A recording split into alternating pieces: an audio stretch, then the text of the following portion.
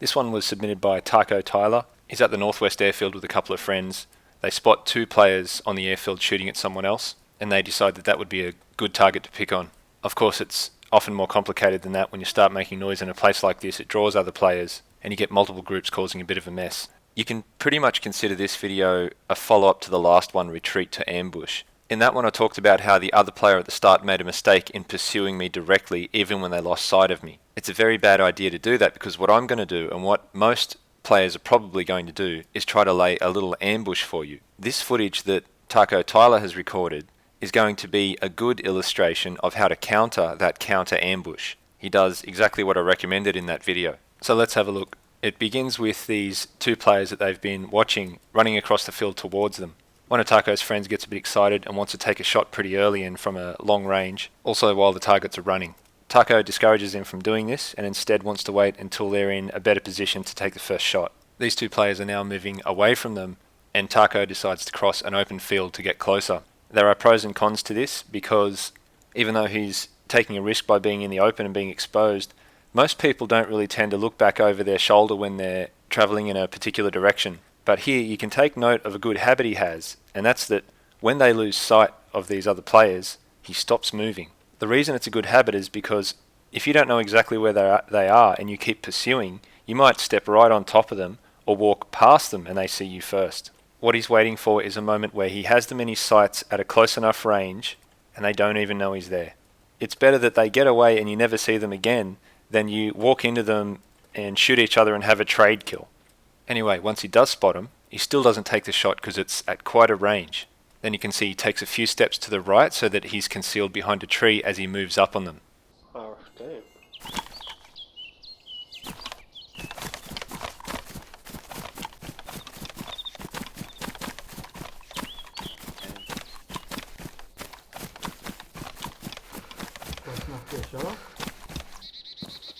Yeah.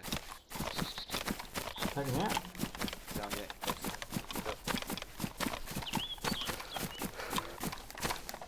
Oh, the heli crash up here. That's alright. That's right.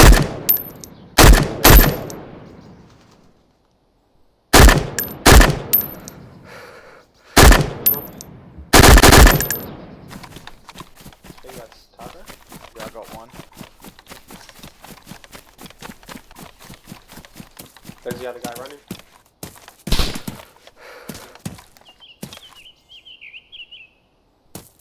He's going up the hill.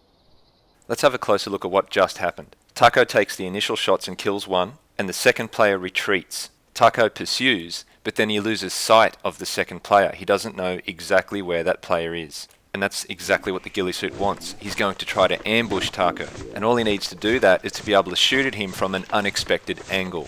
To counter that, once he loses direct vision of the ghillie suit, instead of following him straight into the forest, Taco moves behind hard cover, and it's just in time because the ghillie suit is there waiting for him. Ideally, it would have been great if he could have coordinated his fire so that he shoots at one person while one of his friends tries to hit the other. But the other two were quite far back at this point, and you have to make a decision whether to wait for them to arrive or take the shot now before these two players run off again. Now he's at this wall. It's really rough. He can be shot from just about every single angle. It's also a place where players commonly run up and down, so it can be hard to survive this if you're not lucky. But the reason he's here is he's making a really aggressive move. He's trying to push up hard on this guy and kill him quickly. Taco's two friends are sort of up the hill a couple hundred meters west from the wall of the airfield. They're trying to spot this ghillie suit. They're kind of stationary while Taco's more mobile. Their voice recordings are really bad in the footage, but I'll just try to explain what's happening and use some subtitles. They're going to spot the ghillie suit, and they're calling out the position of Taco, so he's relying on them to tell him where the other player is. Notice how once they say that they can't see the ghillie anymore, Taco again stops moving in the direction of the target. He's in ambush trees.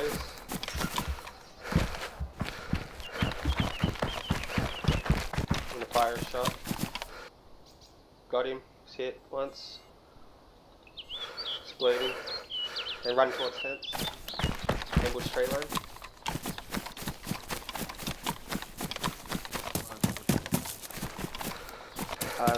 Just lost him.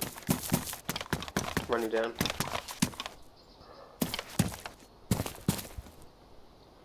Oh, who's that? Where? I'm hurt. Fuck. He was shooting an automatic weapon of some kind at us.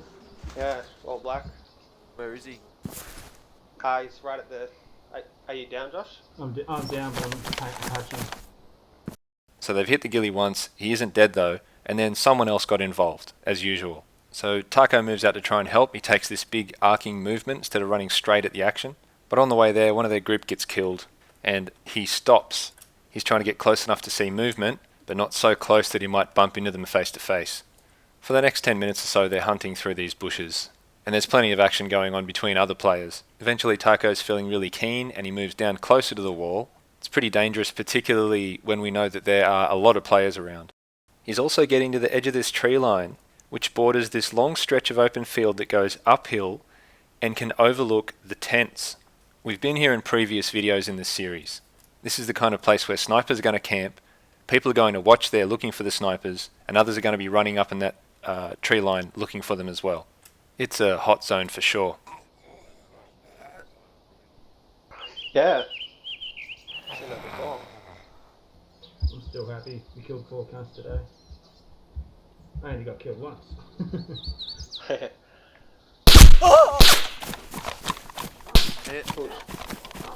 Where? He shot from uphill. Oh shit.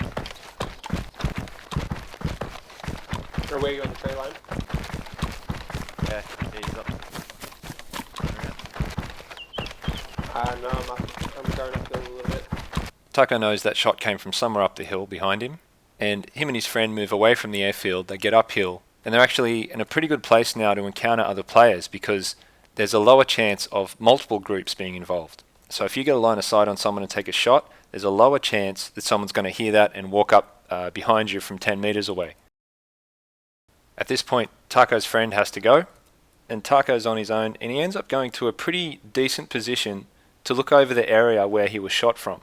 So Taco got hit here, and he's taken roughly this kind of path to end up here.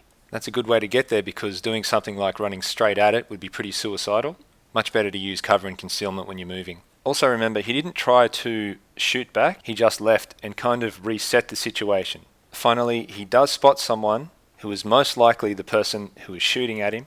Now he's just going to go absolutely balls out, charge across that field and try to get the bloke.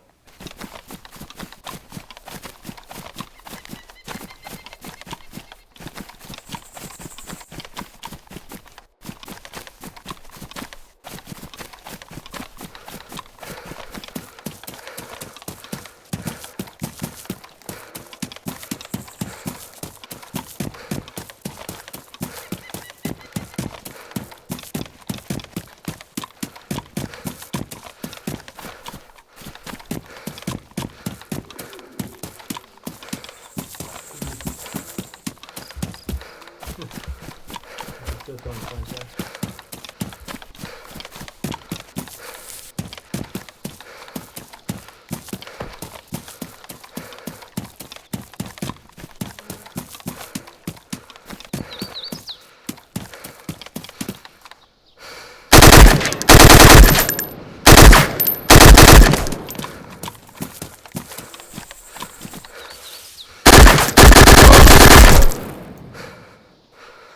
So just then, he pretty much did the opposite of everything I've been saying is good in his approach. So why did he do that when he's been so careful at other times? Basically, he felt comfortable getting up in extreme close range like that because he knew that the other player didn't see him, didn't know he was there. Surprising someone has a large effect on how they behave. They start making a lot more mistakes. They fumble with the mouse and keyboard even. You have the initiative and they're just reacting to everything you do. The longer you give someone to mentally prepare, the more time they have to think about it and get ready, and it'll be more trouble. Even so, it is a big problem doing that in this game currently. You might have been thinking that final kill there was really messy, and it was, but that's the norm in DayZ. Most extreme close quarters fights in this game look kinda like a couple of chimps bouncing around and throwing shit at each other. It's really unreliable. Taco here could have easily ended up getting into a trade kill, which happens a lot because of the severe server lag. And this is part of the reason I avoid these kinds of fights as much as possible. Especially on third-person servers, it's so fucking janky and awful to have a gunfight in third person. But let's say eventually the developers fix the lag, they fix these issues. Third person isn't going to go away, but hopefully there'll be a few more players in the game and there'll be more populated first-person servers for me. Even then, with the lag and the player controller improved, you should still avoid these situations.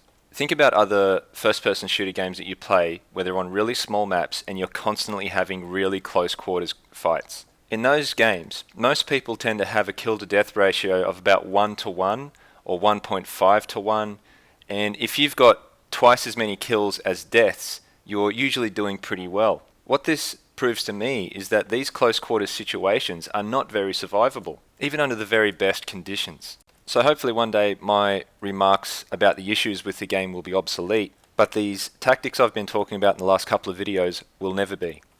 Only engage when you have an advantage. When you enter into fights on a level playing field, the results for both sides are going to be equal as well. This game isn't about getting a 1-to-1 KD ratio for me. It's about surviving as many encounters as possible, whether they're positive or negative.